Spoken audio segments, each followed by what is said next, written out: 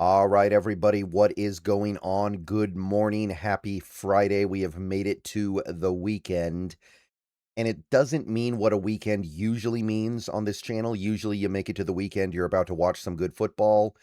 Not really going to be any football this weekend. We don't even have college football this weekend, so it's just going to be a chill weekend. Get stuff done around the house, get ready for the big game the next week. You guys know the drill. But, I don't even know what I'm gonna be talking about over the weekend. It's probably gonna be pretty darn quiet for a little while here. I'll talk about what needs to be talked about when it's time to talk about it, but straight up, the next several days could be pretty light. But we got at least one more video that we gotta do, one video that we gotta do today. It is the Pass Rush Friday video for Conference Championship Weekend. Conference Championship Weekend against the Rams. Not a lot of pressure, but there was some, and we got to talk about it, so let's get into it. All right, everybody, before we go any further into the video, I want to take a minute to tell you guys about a wonderful app called Sleeper, a one-stop shop for all your sports needs. You can celebrate and chat about sports in real time with other users. You can get all kinds of scores, sports news, and sports alerts with blazing fast speed. And of course, you can play in fantasy leagues and win real money on picks contests. So enjoy sports with other people in a community. Download the Sleeper app today, and remember to use the promo code SBN, that is SBN, for up to a $100 match on your first deposit. And they also have a free $20 entry right now, no deposit required, so pair those two up. Terms and conditions do apply. See Sleeper's terms of use for details. Currently operational in over 25 states and growing. Check out the Sleeper app and have fun with sports this year. All right, so remember, this data comes from Pro Football Reference, which is very different than Pro Football Focus. The standard for a pressure is much higher, which I like. Although I think that getting data from both sources and maybe even other sources like Next Gen Stats is always good. And also understand that this is going to be kind of the continuation of a trend that has been going on for close to 2 months here, in that this team is struggling to generate pressure the way they were earlier in the season. Leonard Williams had the only pressure of any player on the defensive line. He had one. I thought Byron Murphy had one in that game, honestly, and there was a part of me that was tempted to add one. But ultimately, I decided, you know what, let's roll with what Pro Football Focus or Pro Football Reference thinks, and let's go ahead and trust it, and let's just chalk it up to the very high standards on Pro Football Reference. Nothing for Jaron Reed, Mike Morris didn't play, so just one pressure total for the D-line. A little bit of good news here, though. We got Ernest Jones the fourth with his first pressure in about 3 months.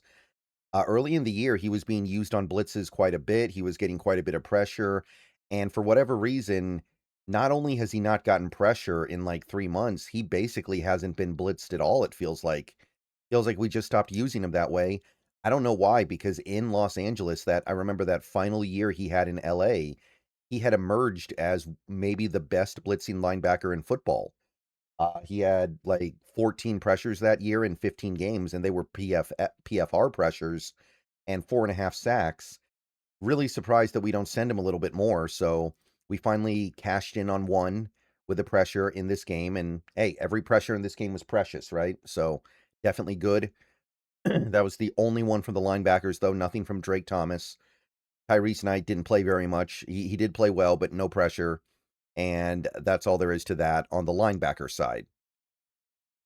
Edge rusher, this is where you would hope you would have some reinforcements. And I mean, Uchenna Nwosu with the pressure, so that's cool. I mean, we've talked a lot on this channel about how it seems like he's kind of breaking down a little bit and he hasn't done a lot lately, but at least he was able to get in there. I think he even laid a pretty good hit on Stafford at one point in this game.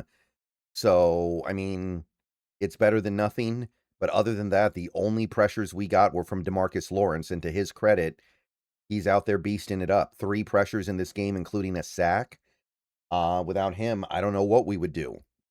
We'd be in a lot of trouble without DeMarcus Lawrence right now. But the thing is, DeMarcus Lawrence, especially at this point in his career, should not be your number one pass rush guy.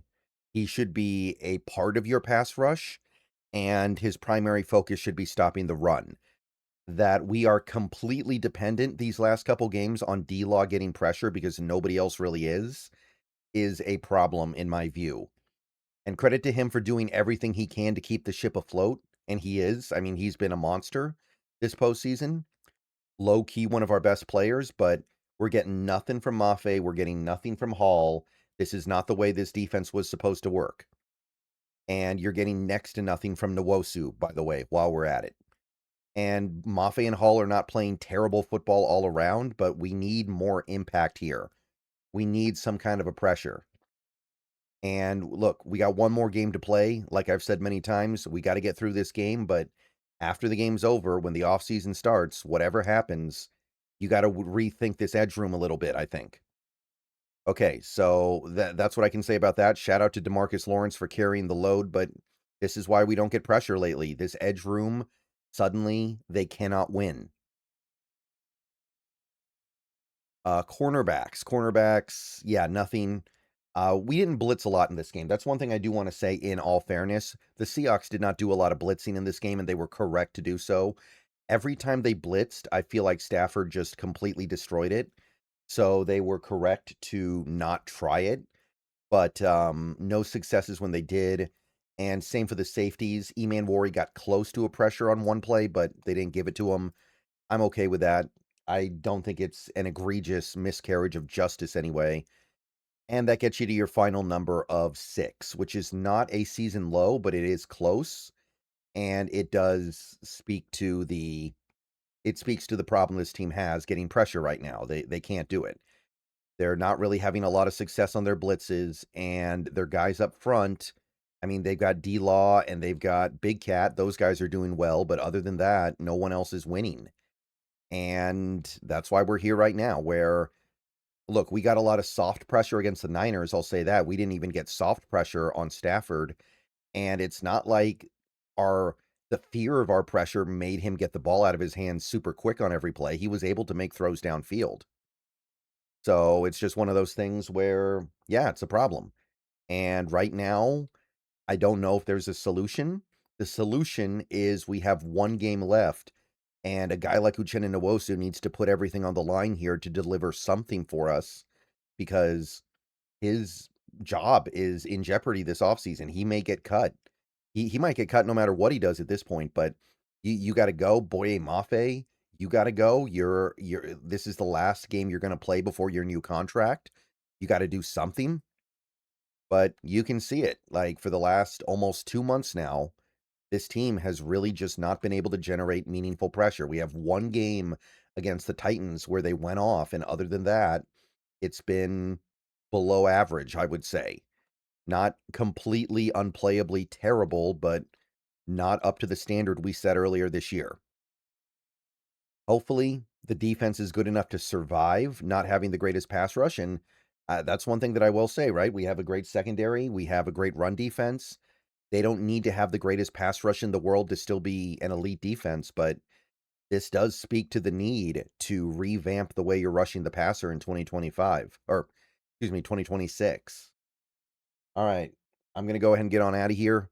There will be at least one more video later today, probably 2 more, honestly, but yeah, not a lot of pressure. Hopefully we can change things up against New England, but 2 months now, it's been rough.